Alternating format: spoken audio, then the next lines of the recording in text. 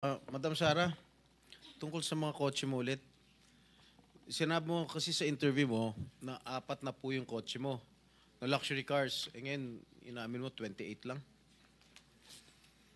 Ano nangyari sa 28 po yung luxury cars, Okay. pero may service cars kasi kami na under the name of the company po. Alright, doon sa 28 luxury cars, ano yan, Rolls Royce, what else? Ah, Okay, isa-isa natin, magkano Rolls Royce? Kano bili mo sa Rolls Royce? I am not familiar. Oh, come kung ano on. yun. Oh, come Nasa on. ano yata. Bumili ka na napakamahal na kotse, di mo alam kung magkano mo binili.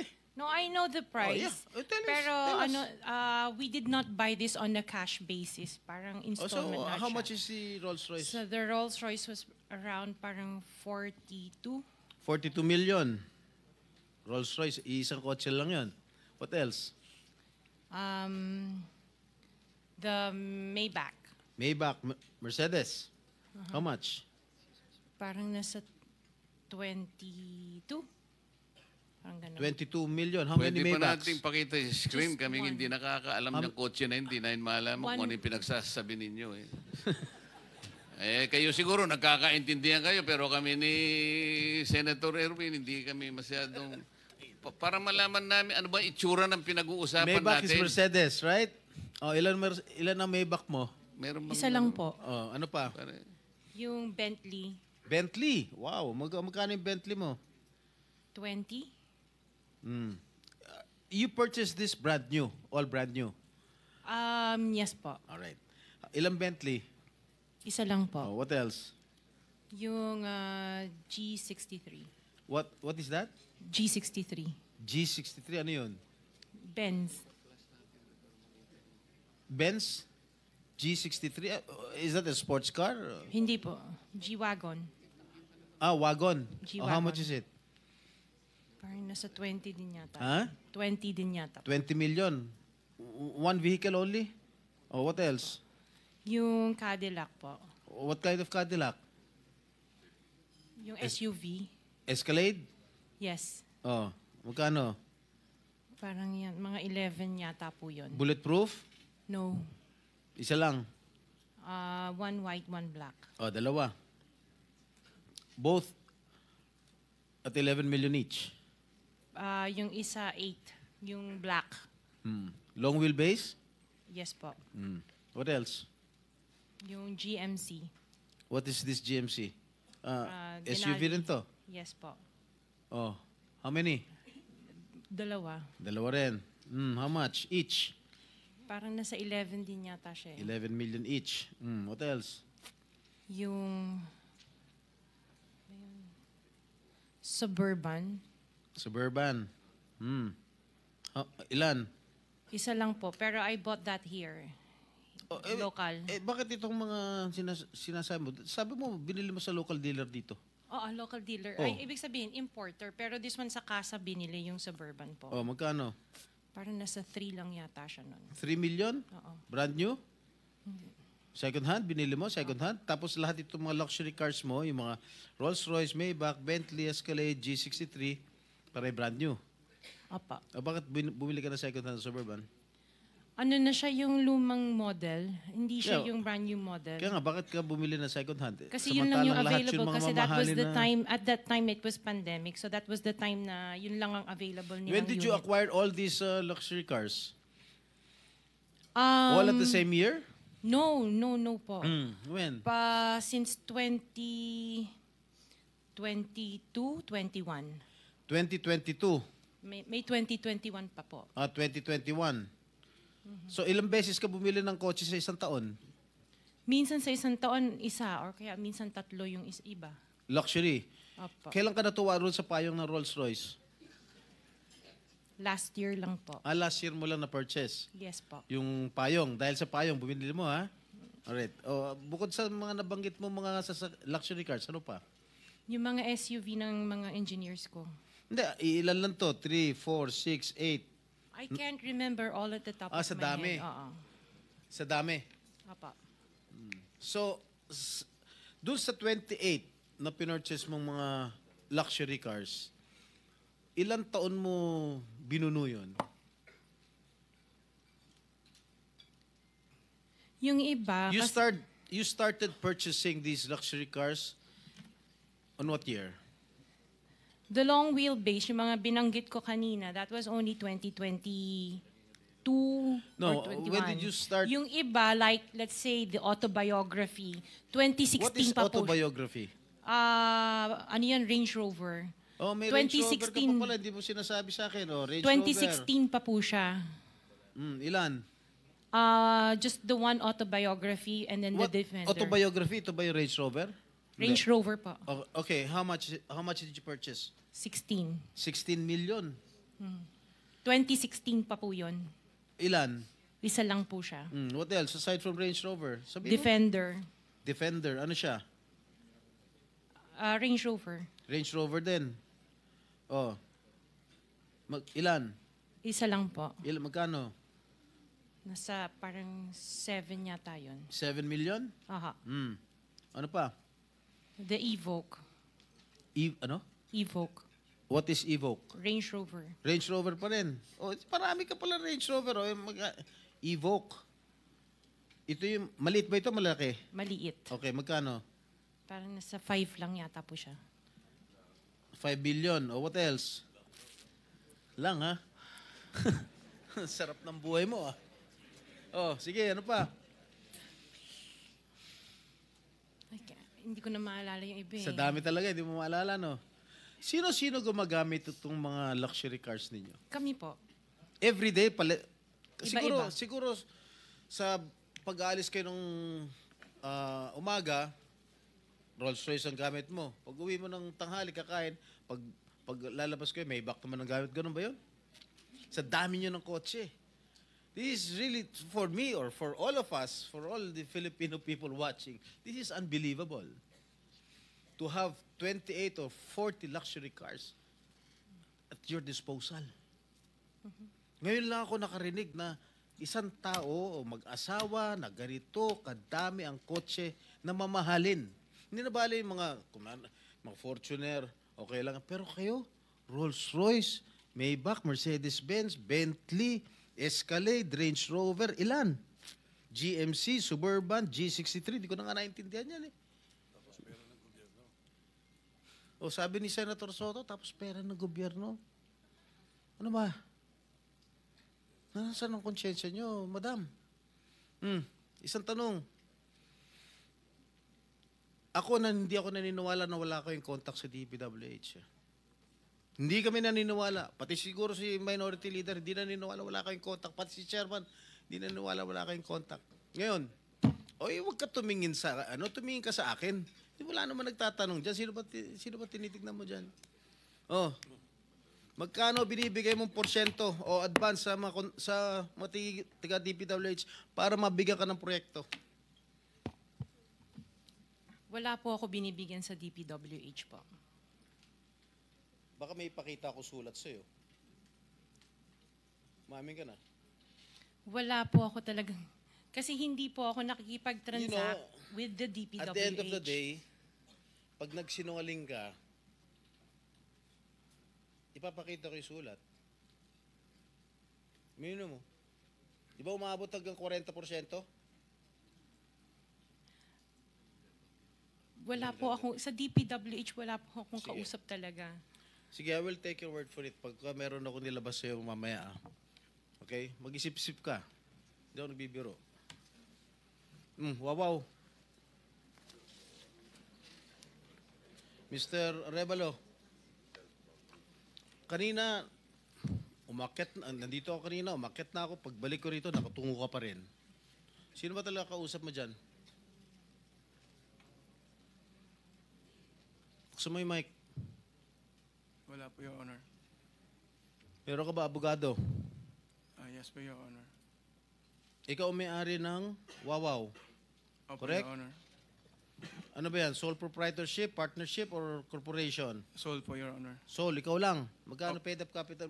Magkano capital mo dyan? Nung una po is 9 million po, 2017.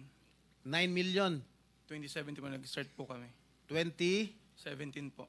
2017. Up to now. Hindi po. Sole proprietor pa rin hanggang ngayon. Apo. Okay. Paano ka naka-garner with 9 million as your capital? paano ka nakakuha ng malalaking proyekto sa DPWH? Nag-start lang po kami nung 2019 po na may nagka-project po. 2019? Opo. Sino kausap mo? Wala po, Your Honor. Wala po. Wala kang kausap? Wala po. Okay. Involved ka sa Ghost Project? Your Honor, I invoke my right to self-incrimination, Your Honor. Ano nga? Pakiulit. I invoke my right for self-incrimination, Your Honor. What?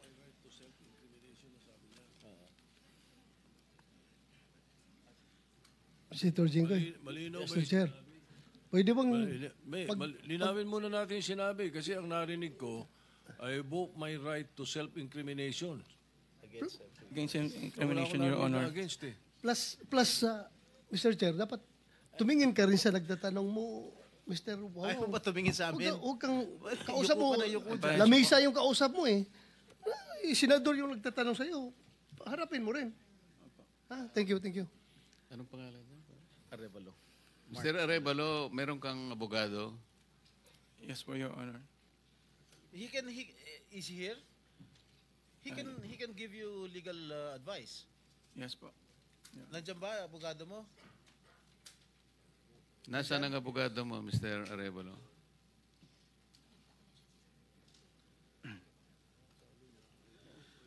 Nasagot ko po, Your Honor.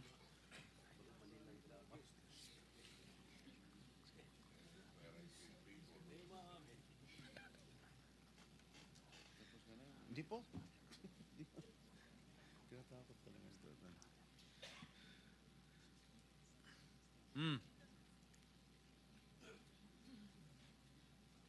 Oh, answer. Teka muna, so may in-advisean ka na ng abogado mo, ha? Mr. Arevalo, Are you involved in any ghost projects? Your Honor, I invoke my right against self-incrimination, Your Honor. Ilang taon ka na? 37 po, Your Honor. 37. Wow, bata ah. Bago ka pumasok sa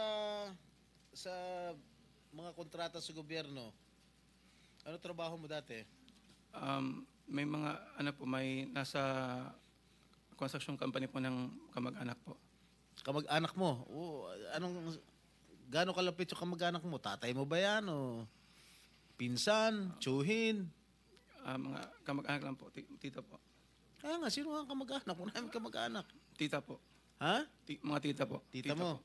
Nasa construction business? Opo. Tinuruan ka? Naglayasan po muna po. Ha? Layasan po. Ano Your Honor. yung mga proyekto mo? Ano mga nakuha mo proyekto rito sa DPWH? At saan?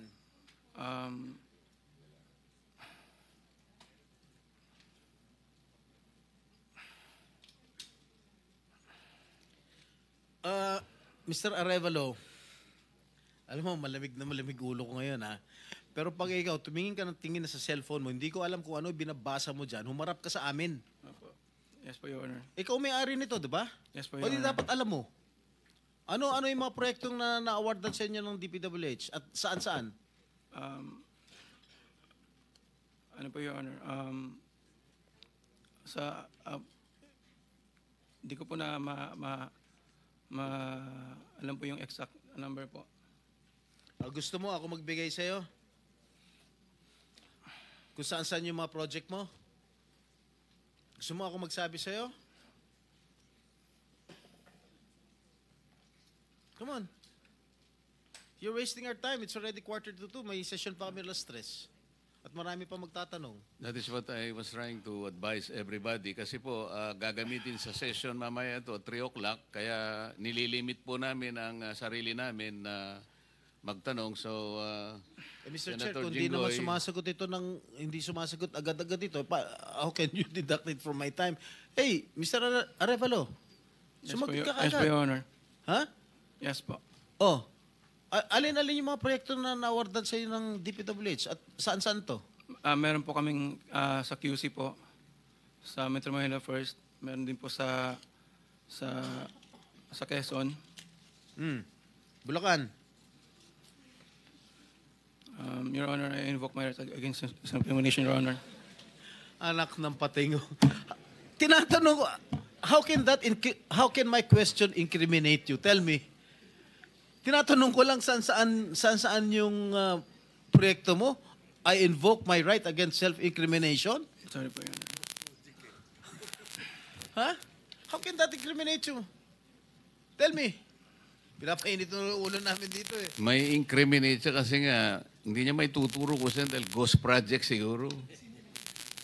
Oh, Dahil po may mga usapin na na may mga allegation po na mayroon nga pong anomalya. Kung magsasalita po ako, pwede po magamit laban sa akin. oo nga.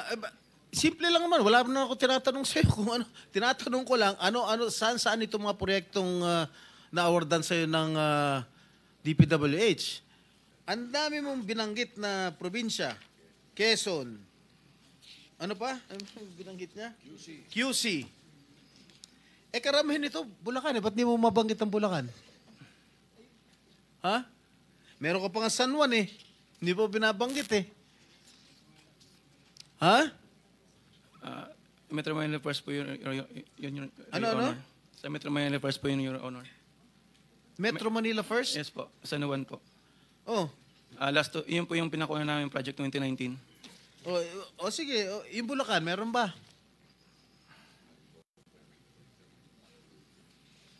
Sagot.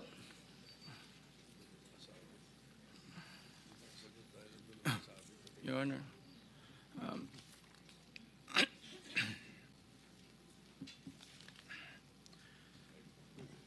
Uminom ka ng tubig.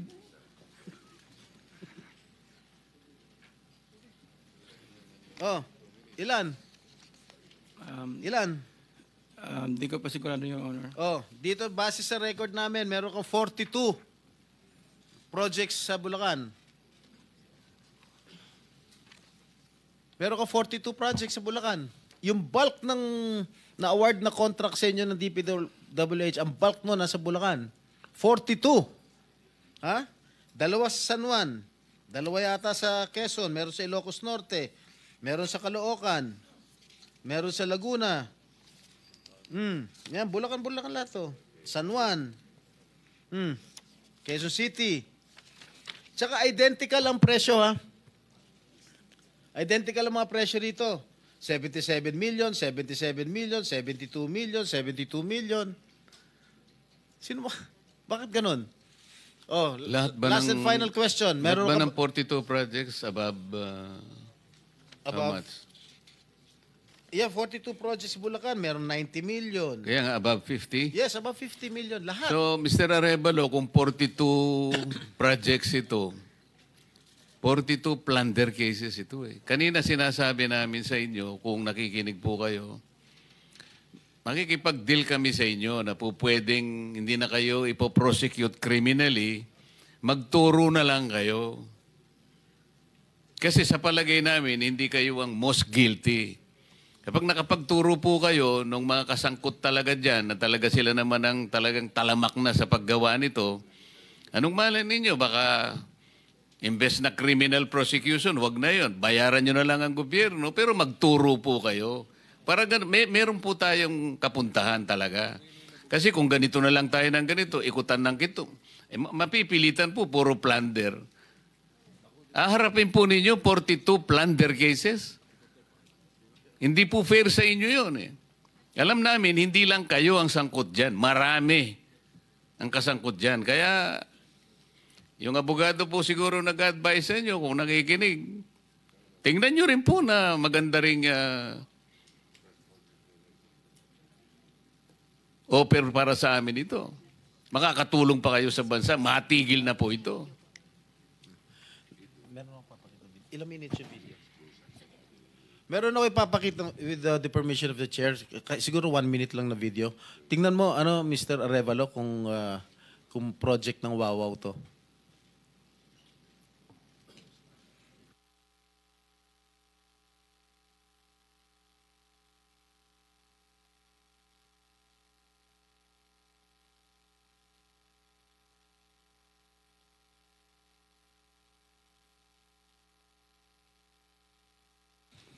Familiar ka dito? Familiar ka, Mike? Hindi po, Your Honor. Hindi. Dahil, hindi ka nga talaga magiging familiar dahil ghost nga. Tama? Yan, ang nakalagay dyan sa report, completed. Nakakubra ka na. Nabayaran ka na ng gobyerno. Pero, hindi pa completed. Tama ba, Ms. Cabral? Are you aware of this? Ngayon lang po na nakita yung video, Your Honor. Na hindi kompleto, di ba? Pero bayad sila. Wala po akong nakikita.